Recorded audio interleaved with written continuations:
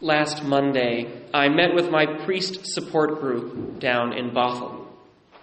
I, like many priests, find it important to be part of a priest support group because of the unique nature of priestly life. In Western Washington, for example, there are 5.6 million people, but only 300 priests, which can make a guy feel odd and lonely. So we find it helpful to get together monthly with other priests to talk about our lives and our struggles, and to keep each other on the path to holiness. In my group, we have a checklist against which we evaluate our month. On my checklist, I hold myself to the requirements of the church, as well as some additional, very helpful spiritual best practices. Praying my breviary, saying Mass daily, living healthy chastity, praying for an hour each day, going to confession, and going to spiritual direction. When I was first ordained, I struggled especially with praying for an hour each day and going to spiritual direction. But thanks be to God, I have gotten fairly consistent in meeting my commitments. However, in addition to going through the checklist, it is important to me to talk about the movements of my prayer and where I am in my relationship with Jesus. Some guys prefer to talk about these things exclusively with their spiritual director, but I'm generally not shy about sharing and would rather get multiple opinions rather than just one. So this month, I shared with my group about my continued struggles with prayer and some recent insights that I had about where these struggles might be coming from. I shared that I had been reflecting on a significant period in my life where I felt abandoned by God, and that this trauma was likely not healed and might still be preventing me from actually trusting the Lord with my heart. And in turn, because I still felt hurt by and cautious around the Lord, I was continually looking for distractions during my holy hour, rather than trying to turn to Jesus and speak to him directly. In other words, my still aching heart was causing me to treat Jesus more like a coworker than an intimate companion. My group's recommendation to me was something that I already knew, but needed to hear from them. They told me that the only way to heal a relationship is to invest in it, rather than to run from it. That whenever I was in the chapel, I needed to try to spend one additional minute in conversation with the Lord before I ran to distractions. If I kept trying to add 1 minute to whatever I felt capable of, I might eventually be able to sustain a conversation with Jesus for 15, 30, or even 60 minutes at a time. Putting in the small effort to add a minute would slowly teach me to fight back against this desire to run from the Lord. Now, I want to be clear, I don't want to do this. As anyone who has experienced heartbreak can tell you, it is painful to turn back to the one who has hurt you. I do not want to experience the pain of making myself vulnerable to God again. Of course, as a spiritual director, I know my group is right. When our hearts feel hurt or abandoned by God, which is actually very common, the only solution is to turn back to him, not to run from him. And as someone who works with married couples, I know that it can be so easy to let a heartbreak fester and for a relationship to grow cold if we do not face the problem directly and communicate about it. I know that I have a choice between doing the hard work for my relationship with Jesus or saying that everything is fine and resigning myself to a dry and burdensome half-relationship that will never go anywhere.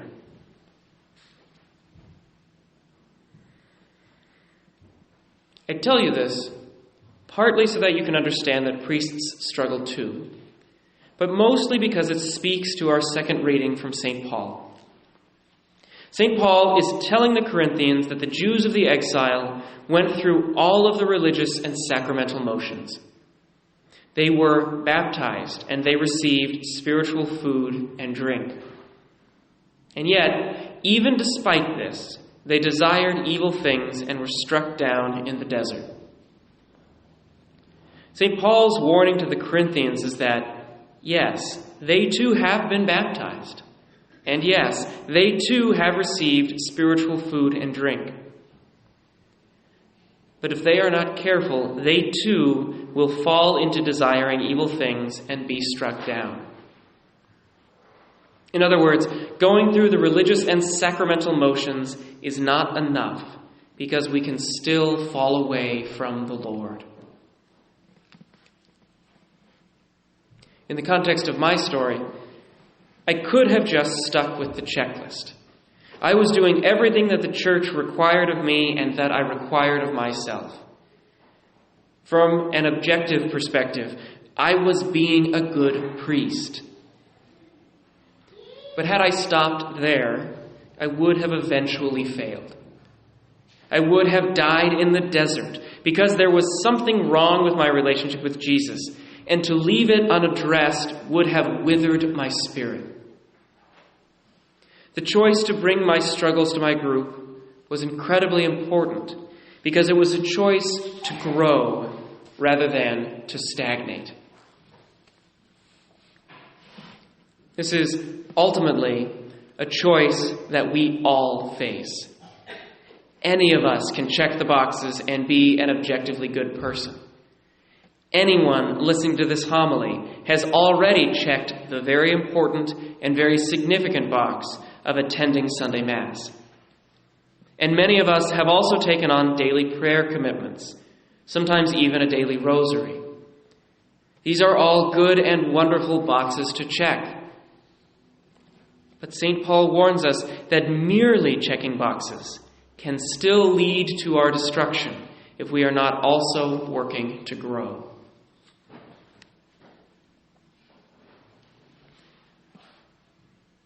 Brothers and sisters in Christ, to be perfectly honest with you, I don't really care if you are a horrible sinner or an exemplary saint.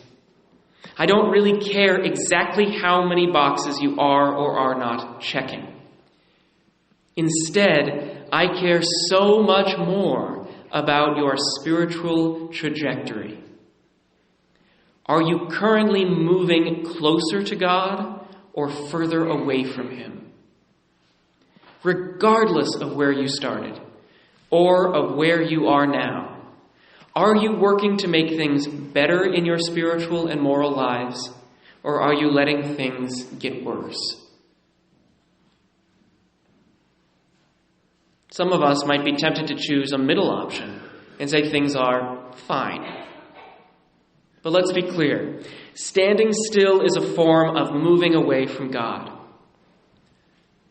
The truth of life is that in all things, we're either growing or we are dying. A computer engineer who does not keep up on the latest technologies will not long be effective at her job. A teacher who does not engage in continuing professional development will soon grow stale in the classroom. And a Christian who is not working to grow closer to the Lord will slowly drift away from Him. This drift may not be perceptible at first. It may begin by slacking on daily prayers, or going a longer time without confession, or skipping a couple of Sundays during the summer. But eventually, small movements add up, and a drift can become a chasm. Complacency, that is, our belief that everything is fine as it is. Complacency is the great and silent enemy that suffocates us while we sleep. How do we protect ourselves against complacency? How do we keep from drifting? We fight complacency by making a commitment always to be growing or improving in some way. If we are moving forward, even if it is in small ways, even if it is in fits and starts, If we are moving forward, we can be sure that we are not moving backwards. And this is one of the great benefits of Lent. It is our yearly reminder that we are not perfect or complete. It is our yearly reminder that we ought to be deliberate in trying to grow closer to God so that we do not drift from Him.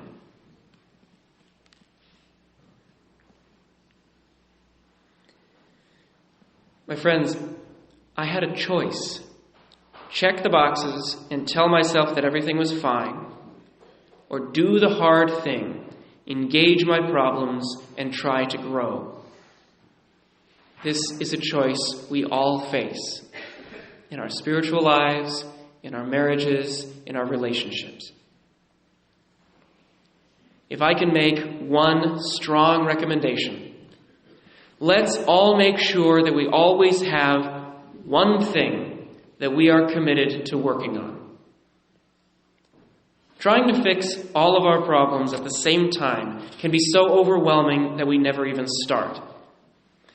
But all of us can have one thing that we are trying to fix, one vice we are trying to fight, or one virtue that we are trying to develop. And it may take us months or even years to make the progress we want. But if we have that one thing, and if we commit to working on it, we can rest assured that we are growing toward and not drifting away from the Lord.